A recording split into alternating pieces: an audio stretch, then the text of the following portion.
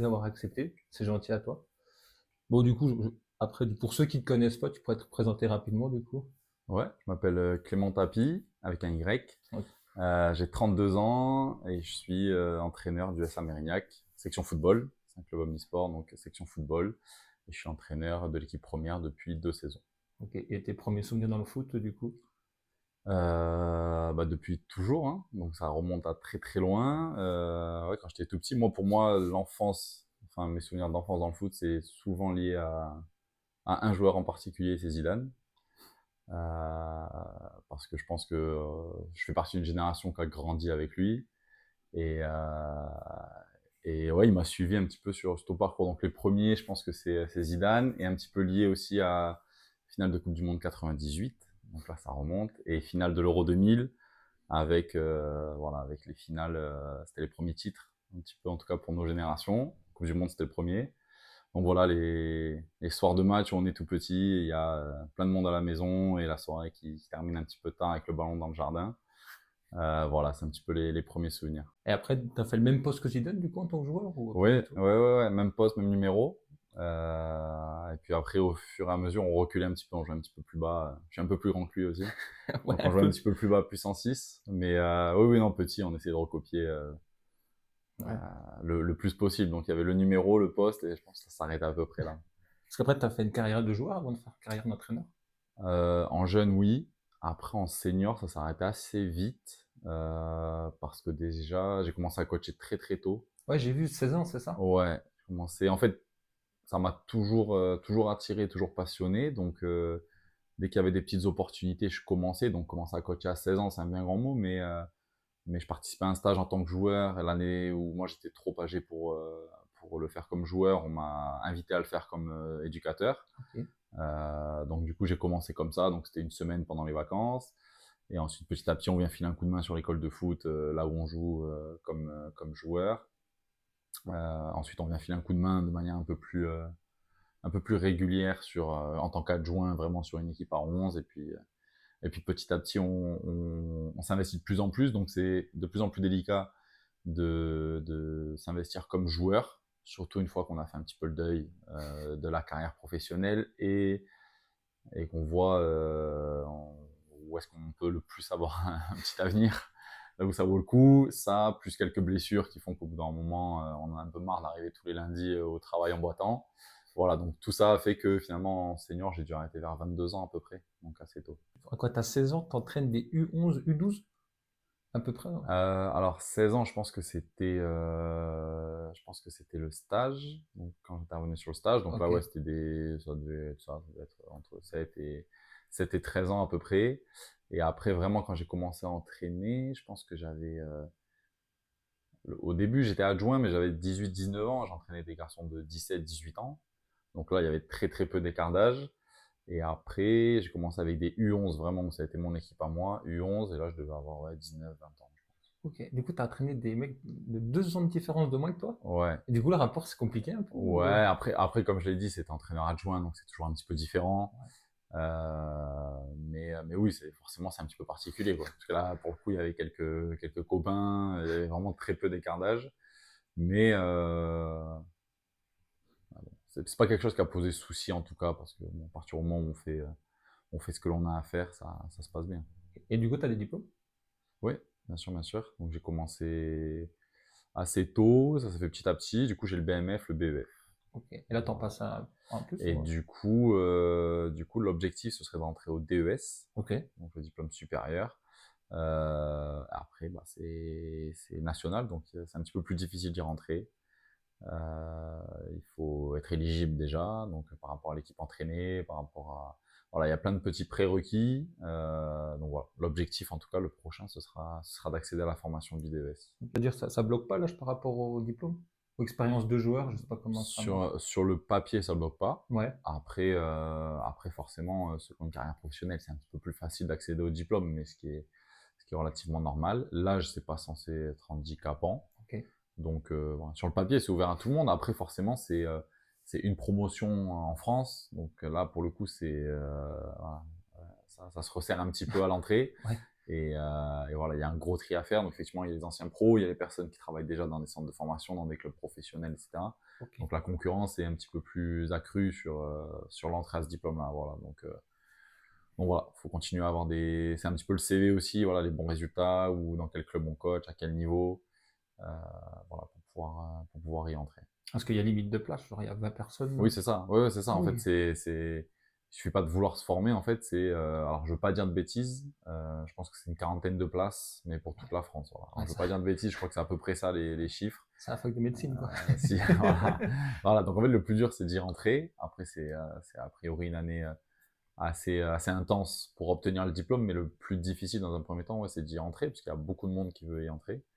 Parce que ça permet d'accéder enfin, d'entraîner au niveau national 2, national 3, éventuellement dans les centres de formation sur des 17 ans nationaux, des 19 ans nationaux. Donc ouais, il y a beaucoup d'éducateurs qui veulent y accéder. Donc en plus de la problématique financière, parce que Ouais. c'est des diplômes qui coûtent de l'argent, mais effectivement, ouais, il y a peu de place. Ok, est-ce que quand toi, quand tu entraînes dans un club non pro, tu peux entraîner du 17 nationaux, mais un mec qui est en centre de C'est formation, ça. lui, il faut qu'il ait des diplômes C'est plus ça. élevés. C'est ça. Moi, j'ai fait les 17 ans nationaux au SAM. Ok, Le BEF suffit.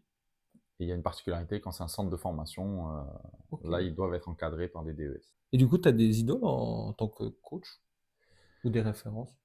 Oui, oui, oui, ça évolue pas mal.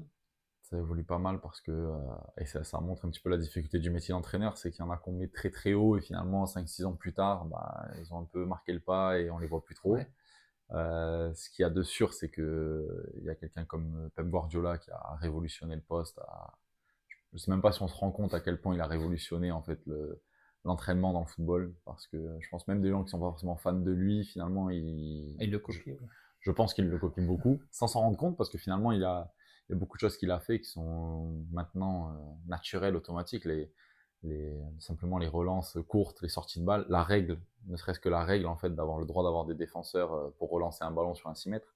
Avant lui, ça n'existait pas, et ça vient pas que de lui, mais je pense quand même qu'il a fortement influencé cette règle. Donc Guardiola en numéro un. Après, il y en a beaucoup, mais il y a quelqu'un comme Arsène Wenger pour ce qu'il a fait sur la durée. Là, par contre, Guardiola, c'est plutôt par rapport au jeu. Wenger, c'est plutôt le côté bâtisseur, et de le faire sur une aussi longue période, et de se dire vraiment c'est pas de A à Z, mais quasiment quand même, en tout cas pour la grandeur du club d'Arsenal aujourd'hui, il y est pour énormément. Donc voilà, après il y en a plein, on s'inspire de beaucoup de monde, parce qu'il y a à apprendre un petit peu chez tout le monde. Jürgen Klopp qui a fait des choses incroyables. Graham Potter aussi qui avait fait ça, lui dans des divisions un peu plus basses, qui était venu à Brighton et qui avait fait aussi quelque chose d'exceptionnel en jouant au foot, et qui avait cassé aussi un petit peu cette idée qu'en première ligue, si on n'était pas parmi le Big Four, Big Five, bah, en gros on défendait, on envoyait devant, et lui il a apporté autre chose. Donc voilà, pour des différentes raisons, mais on essaie de faire un mix un petit peu de tout ça. Est-ce que tu t'inspires aussi d'autres sports, genre tennis, hand, tout ça? Après, Euh, en coach, même en hauteur, en entraînement, parce que je sais qu'au volley, il y a beaucoup de mecs de volley qui prennent des trucs du hand, du foot pour t'es toujours évolué en fait. Ouais, mais c'est ça, c'est un petit peu dans le même sens, c'est-à-dire que c'est pas un sport où on va prendre des choses, mais je pense que de toute façon, quand on est dans ces métiers-là, on s'intéresse, un minima, on s'intéresse, et quand on s'intéresse, on regarde, on lit, et il y a souvent ouais, des petites choses à apprendre, et les habitudes sont tellement différentes en fait. On prend le rugby, le foot, qui sont deux sports très populaires, deux sports collectifs. Dans les habitudes d'entraînement, dans plein de choses que l'on met en place, en fait, on voit déjà qu'il y a beaucoup de différences.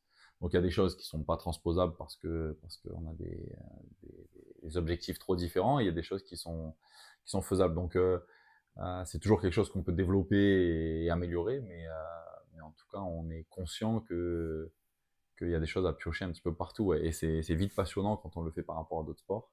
Ça permet de s'ouvrir aussi un petit peu l'esprit, et parfois c'est bien parce qu'on est un peu la tête dans le guidon.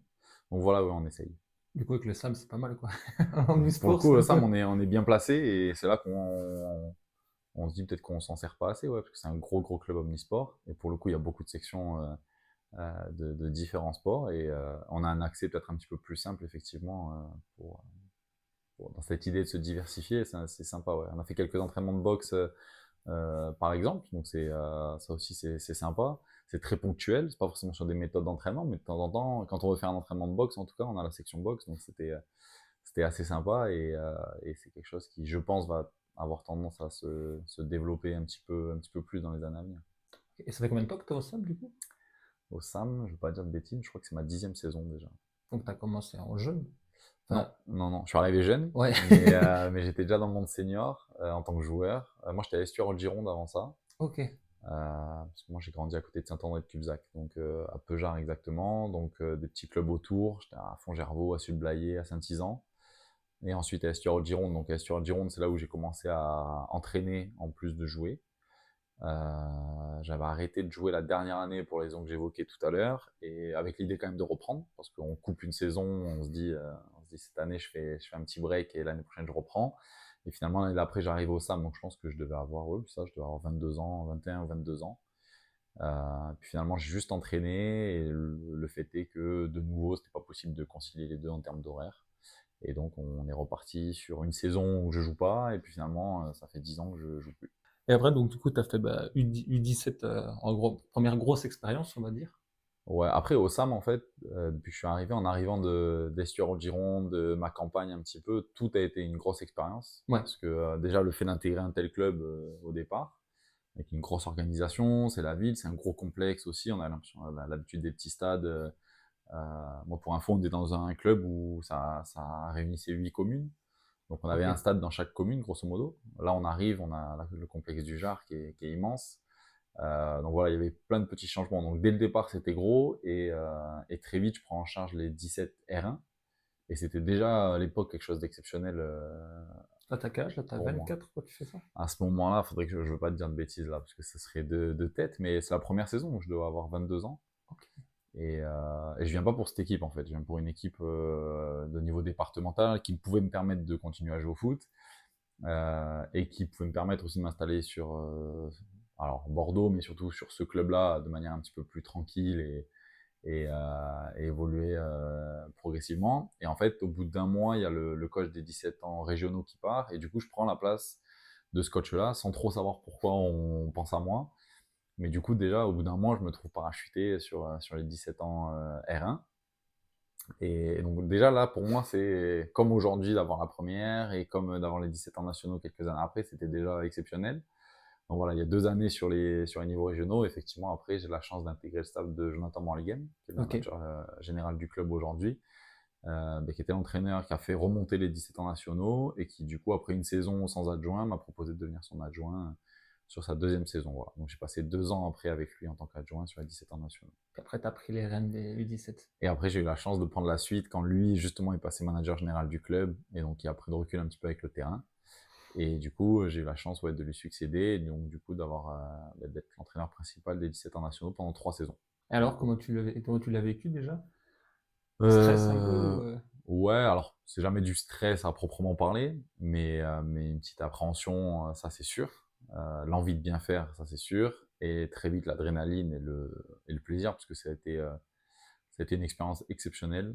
Euh, et ouais, beaucoup, beaucoup de plaisir de bosser avec des jeunes autant motivés. Souvent, on a tendance à dire que c'est dur d'être entraîneur de foot, d'être éducateur avec des jeunes, etc. Là, pour le coup, moi, j'ai eu l'impression de manger du caviar un petit peu, parce que c'était des garçons et des parents hyper investis, pour le coup, des parents souvent très bienveillants. Donc, j'ai pas eu forcément le revers de la médaille avec les projets Mbappé, etc. les fameux, ouais. C'est resté quand même toujours assez correct, et surtout une expérience humaine et sportive exceptionnelle. Humaine parce que on partage des moments, on se voit beaucoup plus, parce qu'on a les déplacements sur 2 jours, parce qu'on va loin, parce qu'on est obligé de créer une cohésion si on veut exister sur la compétition. Et après, forcément, sur les moments sportifs, parce qu'on affronte l'Olympique de Marseille, que ce soit là-bas ou de les faire venir à Mérignac, on affronte Toulouse, on va à Montpellier, on a eu l'opportunité de vivre des choses assez exceptionnelles. Donc, et puis on est un peu plus à l'aise au fur et à mesure aussi, parce qu'effectivement, la première saison, on se dit, bon, je succède à celui qui les a fait remonter, qui les a maintenus 3 saisons de suite. Grosse pression, quoi. En tout cas, on se dit, moi, je suis arrivé là depuis 4 ans, j'ai pas envie d'être celui qui les fait descendre. Et, euh, et par chance, et pas seulement, j'espère, mais ça se passe bien en tout cas. Et voilà. Donc au final, c'est que et vraiment uniquement des souvenirs hyper positifs sur cette période-là. Du coup, tu as fait Toulouse, Montpellier, Marseille en gros club? Ouais, en club professionnel, ouais. Ouais, On a basculé dans la poule sud. La ok, première année, on était poule ouest. Donc on avait Angers, on avait Chamois-Niortais à l'époque ok. où c'était encore professionnel. Mais c'était les saisons Covid, donc on n'avait même pas joué tout le monde. Et puis Ok. ensuite, on s'est retrouvé dans la poule sud. Donc là, ouais, Montpellier, il y avait Toulouse, il y a eu Marseille, qui n'était pas la première année ni la deuxième, mais qui a eu ensuite. Donc là, c'est encore une autre dimension. Les Girondins, forcément, qui étaient, Ah oui, du coup, qui oui. étaient pareils à l'époque professionnels. Nîmes Olympique aussi sur la dernière année où ils étaient professionnels. Enfin voilà, alors au fur et à mesure, on allait un petit peu, tous les ans, c'était la même poule, donc on les connaissait un petit peu, mais ça restait toujours exceptionnel parce que c'était une nouvelle génération de joueurs à qui on faisait découvrir ça. Mais ouais, des belles expériences. Puis à côté de ça, des très bons clubs amateurs aussi, des belles rencontres aussi avec les éducateurs des autres clubs. Une mentalité différente parce que le Sud-Est, ça reste une mentalité un petit peu Ouais, différente à et part, ouais. c'était hyper plaisant de découvrir ça. Et puis pareil, au bout d'un moment, on les connaît un peu plus, donc on appréhende, enfin en tout cas, on a une approche du match qui est un petit peu plus, un peu meilleure, je pense, parce qu'on peut présenter le contexte d'une meilleure manière aux garçons, et c'est pour ça que je pense que d'année en année, on était meilleurs, parce que voilà, on maîtrisait le contexte de plus en plus. Donc ouais, vraiment hyper intéressant. Et puis tant qu'à faire, dans le sud, il faisait souvent beau et ça, c'était sympa aussi. Donc voilà, vraiment en tout point, 3 années, enfin 5 années, mais les 2 premières années comme adjoint, c'était le Covid. 3 années vraiment exceptionnelles, ouais. Que ce soit les déplacements pour le côté humain et puis les résultats sportifs, parce qu'il y a eu aussi les résultats sportifs, parce on a besoin de ça aussi pour dire que l'expérience a été positive et pour le coup, on s'en est bien sorti. Donc, tu as fait quoi comme résultat sportif? On finit 5e la première saison. Alors en fait, c'est un championnat à deux vitesses parce que tu as les clubs pro qui sont censés être tout en haut, même si le résultat n'est pas forcément toujours leur objectif, mais ils ont des individualités tellement au-dessus que la norme, c'est quand même qu'ils soient en haut. Et tu as forcément les clubs amateurs qui, eux, vont lutter pour se maintenir dans cette catégorie. Donc on finit 5e la première saison en faisant vraiment une saison exceptionnelle, en commençant très fort. En fait, je parlais tout à l'heure de l'appréhension de bien faire. En fait, les 3 premiers matchs, on a 3 victoires. Donc déjà derrière, ça, c'est un petit peu plus Ouais, tranquille ça va mieux, quoi. pour avancer. Voilà, on a pris un petit peu de base et on a surfé un petit peu sur ça toute l'année. Deuxième année, ça a été un petit peu plus compliqué, mais c'était peut-être la meilleure année au niveau du jeu. En tout cas, presque meilleure que la première année. Et c'était un petit peu plus difficile en termes de résultats, mais par contre, vraiment, en termes de jeu, la sensation de vraiment proposer des choses pas mal. Et pour le coup, la dernière année, c'était un petit peu l'apothéose parce que là, je pense qu'on a lié les deux. Il y avait une qualité de jeu qui était vraiment, vraiment intéressante, un groupe qui était exceptionnel et des résultats qui étaient aussi exceptionnels parce qu'on finit meilleur club amateur de la poule pour le coup. On finit 4e, vraiment à un point du podium, si je dis pas de bêtises, qui était du coup 3 clubs professionnels. Et la signature de beaucoup de garçons en club professionnel aussi cette année-là. On a eu les autres saisons, mais cette année-là, c'était 4 signatures, il me semble, dans des gros clubs en plus professionnels. Donc voilà, la dernière année, c'était pas prévu forcément que ce soit la dernière année, mais c'est vrai qu'en regardant, on se dit, bah, en tout cas, c'était la bonne année si ça devait se terminer, parce que voilà, en termes de résultats, aventure humaine, résultats sportifs et résultats sportifs sur le côté individuel avec les signatures, ouais, là, pour le coup, là, c'était vraiment, vraiment positif. Ok. Et tu perds combien de joueurs entre chaque saison? Enfin, tu perds combien de joueurs ils passent en senior? Combien tu récupères de moyenne? Là, tu parles quand j'avais Ouais, les enfin, gros, 17 ouais, quand ou t'as genre la première année, je sais pas, t'as un groupe de 22, c'est ça? Enfin, 22, 25. en 17 Ouais, NAS? t'en as combien qui montent et combien que tu récupères En en, fait, bah, c'est ouais, alors en fait, c'est le système qu'on avait mis un petit peu en place parce que 17 ans nationaux, de toute façon, c'est par génération. Donc en ouais. gros, la première année, c'est les 2005. Donc tu sais que l'année prochaine, tu as les 2006. Donc là où on essaie de réguler la chose au maximum, c'est que chaque année, on prenait les meilleurs 2006, on les intégrait, en tout cas les meilleurs U16, donc on les intégrait dans le groupe U17, parce qu'à la fin de l'année, donc on va dire qu'on était sur des groupes à peu près de 23 joueurs, plus 2 gardiens, grosso modo. La première année, je devais avoir 5 U16, donc l'année d'après, tu gardes 5 garçons, et le reste, c'est les garçons du club, quelques recrues, Ah ouais, donc sur ça. putain, tous les ans, tu as un nouvel effectif. En fait, c'est ça qui peut être frustrant au bout d'un moment chez les jeunes. Ouais. Après, en senior, on peut en parler aussi, parce qu'il y a ce côté frustrant-là également. Mais en jeune, dans tous les cas, c'est le règlement qui fait que tu peux pas bosser 2 ans. Donc nous, on avait recarré un petit peu la chose en bossant sur 2 ans quand même, parce qu'on bossait beaucoup avec les U16, que ce soit directement dans le groupe, c'est-à-dire des garçons vraiment intégrés qui jouaient, ou simplement des garçons sur les séances d'entraînement qui venaient. En tout cas, on avait un regard sur les 2 générations.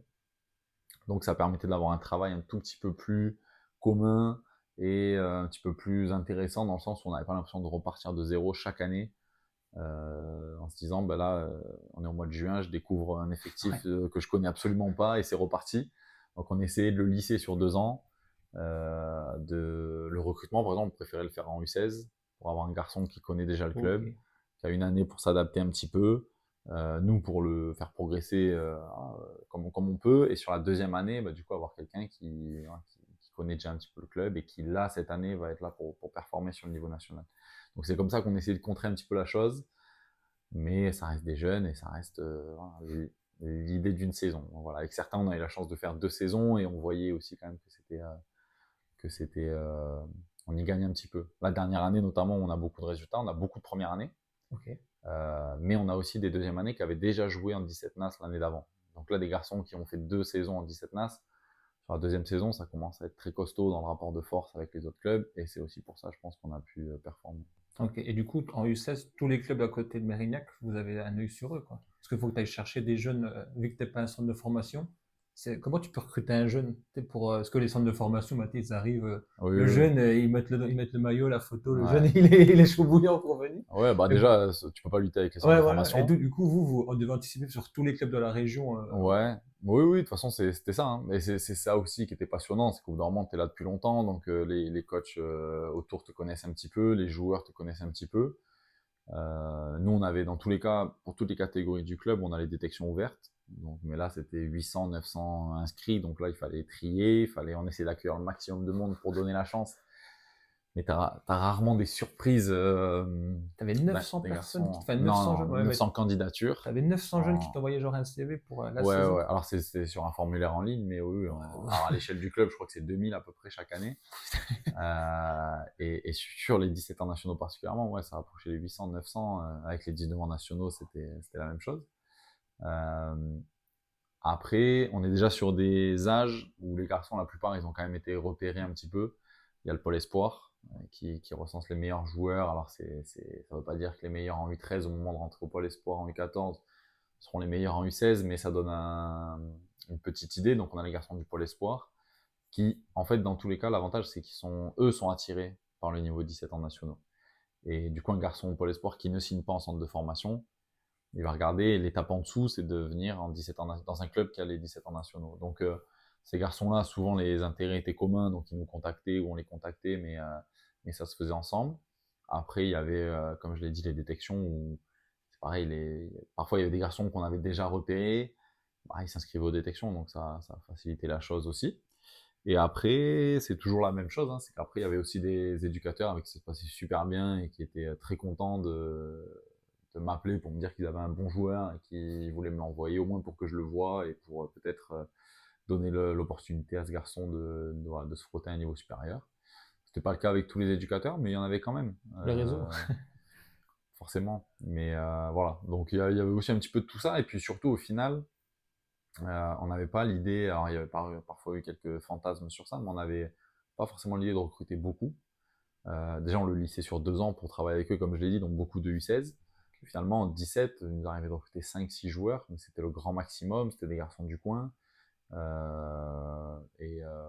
voilà, donc on le lissait déjà sur 2 ans. Donc finalement, pour l'année des 17 ans nationaux, parfois sur les 900 candidats, on va dire, mais en fait, on a peut-être 3 places.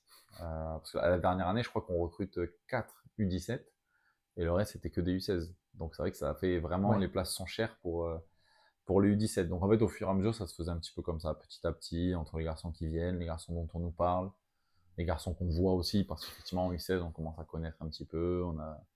Voilà. On avait la chance aussi d'être les seuls 17 ans nationaux à part les Girondins dans la région. Du coup, ça aide dans le coin. Ouais. Donc, il y avait. En fait, ça venait vite vers nous. C'était un sacré vivier quand même. Parce qu'avec les U16 et tout, franchement. Ouais. Bah, en tout cas, nous, on préférait travailler comme ça, c'est-à-dire avoir des garçons qui sont déjà là, qui viennent pas que pour l'année 17 ans nationaux, parce que parfois on parle aussi de ça, et c'est vrai qu'il y a ce côté un peu consommation, alors je trouve le mot un petit peu sévère pour des garçons qui veulent simplement se frotter au meilleur niveau possible, Mais c'est vrai que quand tu viens en U16, tu es déjà davantage dans un projet au moins à moyen terme, au moins sur 2 saisons.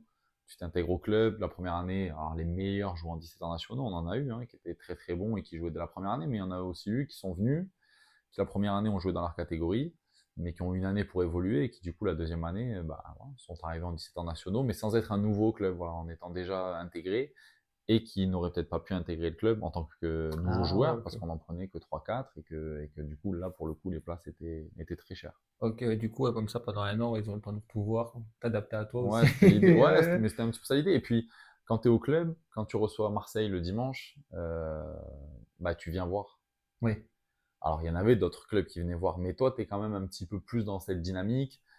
Tu viens voir le match parce que c'est ton club, parce que la semaine, tu en entends parler. Alors voilà, il y a toujours eu des gens d'autres clubs qui venaient, mais pour moi, c'est pas la même chose. ouais. Et pareil, la semaine, bah, tu vas t'entraîner avec les 17 ans nationaux cette semaine. Donc, ça veut pas dire que tu vas jouer avec eux ce week-end, mais tu te frottes un petit peu à ça. Tu as le débrief du match, tu as l'analyse vidéo, tu as l'intensité de la séance qui forcément, quand tu mets beaucoup de bons joueurs ensemble, Ouais. le niveau de la séance s'élève. Donc le garçon, il apprenait un petit peu comme ça pendant une saison. Et c'est pour ça que tout le monde était gagnant au final. Ouais, puis même après, le gamin, même l'année prochaine, il peut se dire, ouais, ça, c'est moi, quoi. Ouais, c'est ça. Et moi, en tout cas, je suis déjà au club. Ouais, voilà, et puis se dire, l'année Donc prochaine, c'est à moi d'être là, en fait. voilà. Ouais, ok. Alors que le gars qui est ailleurs et qui se dit, bon, on va être 300 sur le terrain pour la détection, il faut que je sois le meilleur pour être Ouais. pris. Là, c'est un petit peu plus Ouais, que délicat. le sac au club, il peut dire, vas-y, la semaine prochaine, Clément, je lui fais un entraînement de foot toute la semaine, comme ça, il voit que je Bah, suis impliqué et voilà. tout. En tout cas, ça peut arriver, Et quoi. du coup, t'as des jeunes qui ont signé en pro, ils ont signé où? Enfin, en centre de formation, Ouais, non? ouais, ouais. Là, les 4 derniers là, que j'ai en tête, il y a eu signature à Montpellier, il y a eu signature à Strasbourg, Ah, il y a pas eu mal. signature à Laval et il y a eu signature à Brest. Du coup, après, t'as suivi un peu la carrière ou Ouais, ouais, bien sûr, bien sûr, bien sûr. Et puis ils ont. c'est des super garçons bah voilà, qui changent pas et qui envoient des messages régulièrement, qui répondent directement quand on leur demande des nouvelles, etc. Les réseaux, ça aide aussi beaucoup parce qu'on Ouais, on a toujours un œil. Quand ils ont marqué un but, on le sait très vite. Mais ouais, bien sûr, on se tient au courant. Après, c'est récent, hein, donc ça reste des jeunes. Ils sont 18 ou en U19 là. Donc voilà, ils en sont encore au début. Il n'y a pas encore des rentrées en pro, mais ouais, on suit le parcours. ouais, du coup, peut-être des groupes déjà, tu sais, tu commences à gratter. Ouais, là, ils sont encore un petit peu jeunes. Après l'année où j'étais adjoint, on avait Jackie Comier, qui a signé Oh, au ok, ah oui, Girondin il est tout et Mérignac, maintenant ok. qui est à Angers. Donc là, lui, on suit très près. Puis maintenant, il est international, et puis Ouais, Ligue 1, etc. Donc lui, on a un peu plus de recul à se dire, ok, là, on peut le suivre en pro. Eux, c'est encore centre de formation, mais voilà, ok. à voir ce que donne la suite. Du coup, grâce à ça, tu signes en R1, enfin, tu t'évolues en R1. Ouais, je pense que ça a aidé un petit peu, dans tous les cas, de faire du bon travail au club. Et effectivement, j'ai eu la chance. Et pour le coup, Jonathan Manligame avait repris la première. Et donc, du coup, je lui succède de nouveau à lui. Et effectivement, alors, j'ai jamais demandé réellement les raisons. Mais je pense que ce qui a fait. En tout cas, ça, je pense, ça a aidé pour qu'on me propose de prendre la suite et du coup, de prendre l'équipe première.